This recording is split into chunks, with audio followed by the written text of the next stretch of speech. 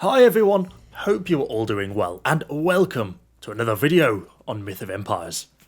With the game having been out for a few days now, I wanted to really take the time to cover the game, give it a bit of a review of my impressions, both sort of good and bad so far over the past few days.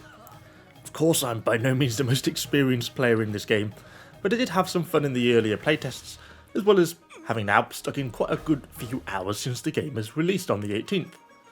The game itself is very much along the lines of Rust, Ark Survival Evolved and Last Oasis, but on the whole, I have been really enjoying the game so far. I've personally been running with a guild for the first few days, and I do think that has made it significantly more fun, more enjoyable, as the game, in my opinion, is really sort of geared towards guild gameplay.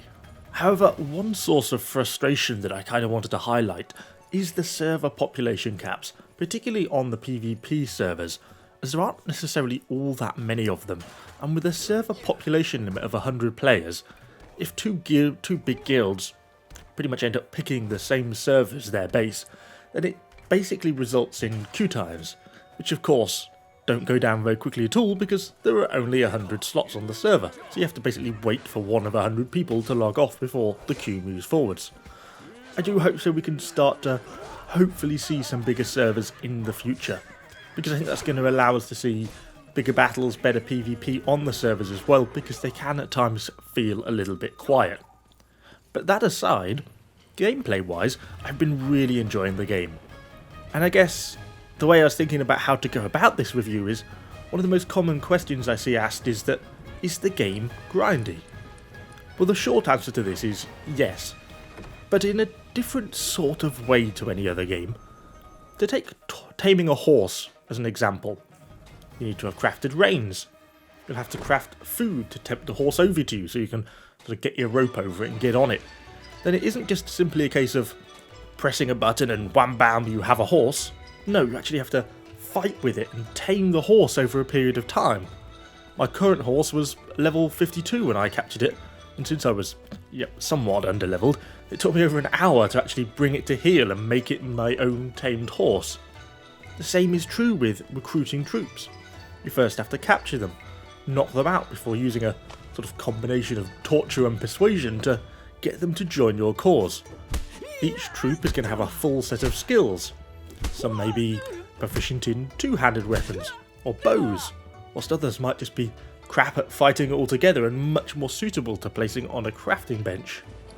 So hopefully this gives you an idea of what I mean when I say yes, the game is quite grindy. To achieve anything does take quite a long time and quite a lot of work, but it's in a different sort of way to many games and far more enjoyable because you're actually doing different things and you get a sense of achievement in the way that the game works. Much like in Rust, base building is a core game concept.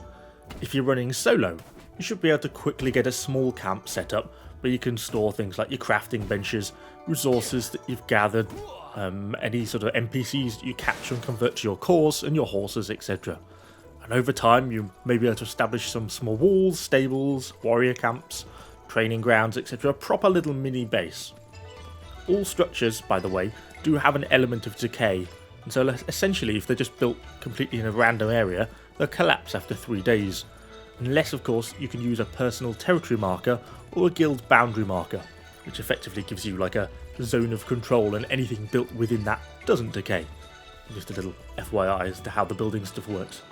But for me, the real base building fun starts when you have a larger guild. Then you can start to wall off larger areas, build much more impressive structures, establish a proper castle, a proper little fort. Unfortunately, we haven't yet had the opportunity to do any real sort of large-scale raiding, but you can start to get an idea of how awesome it's going to be trying to break into and siege some of this stuff when you've got two big guilds fighting together. Combat-wise, the game does at times feel, I'd say, slightly weird, but essentially it draws from the Bannerlord style of directional blocking and attacking, i.e., block and move your mouse to the right, and your character will block to the right. Swing and move your mouse to the left, and you will attack to the left, and so on. So you can't just block randomly in the middle, you have to directionally block. It can at times feel a little bit clunky. It certainly isn't as smooth as the Bannerlord system, but it is still a lot of fun. The AI at least are very powerful. You do have to be super careful when you start to attack them, so you'll find yourself cut down and dead before you know it. But it is still a lot of fun. And of course, as with everything else in this game, you do have to sort of level and become proficient in the weapons you are using for them to really be very effective. Crafting wise, there is an enormous tech tree to make use of. You can unlock sort of different crafting recipes as your character levels up, which then sort of provides you access to different tools, different weapons, armour, horse armour, flags, crafting benches, walls, stone walls. You get the idea. There's a lot of stuff to build and make use of. And as before, it obviously all has skill ratings, and the more proficient you are at crafting or armour smithing, etc., then the better quality, the better durability and the rating of the item that you're then going to go on to produce. Which is why sometimes it works quite well to have in the guild specific people who focus on specific tasks. For an early access game, I'd say that the game has so far been really fairly smooth. I haven't yet had any sort of game crashes. I have encountered a few bugs though, such as I got stuck on the torture rack, clipping into the floor of a building once when I got caught on a horse, and some of the item texts haven't yet been translated from Chinese, which can be occasionally a little confusing. The developers, however, do seem to be pretty on the ball and are releasing very regular hotfixes, workarounds for any problems, and I think that as time goes on, the game will continue to become smoother, but it's certainly in a very playable state for an early access release, and it's certainly a very good base point for their continued development. So, is Myth of Empires worth buying? Overall, Myth of Empires does follow many of the sort of traditional tropes of a PvP survival game, and I think if you enjoyed Rust, Ark or Last Oasis, then I think you probably won't go too far wrong with Myth of Empires, and you'll certainly sort of feel at home. It can certainly be a bit grindy at times, but as above, I think it's in a more enjoyable way than many other PvP survival games before it. I do think though that if you're a solo player, you're probably going to have a much harder time of it than as a guild. That's not to say it's not possible, because it totally is, and there'll be solo players out there now who are thinking, God, this is easy, what are you talking about? But I think for a lot of people, it will be quite hard to do it solo. It'll certainly be a real challenge, and a guild will probably provide a more enjoyable experience. Player numbers in the game have initially seemed positive though, peaking at just over 30,000 on Sunday.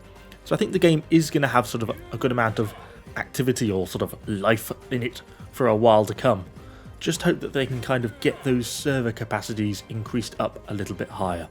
So is Myth of Empires worth buying? If you enjoy PvP survival games, then I'd say yes, absolutely. I think it does a really good job of it, and I've certainly enjoyed it so far. We will have lots more content though on Myth of Empires going forward, so if you have enjoyed the video, do let me know what you think in the comments down below, and of course subscribe to the channel. Thank you for watching guys, I shall see you all on the next one.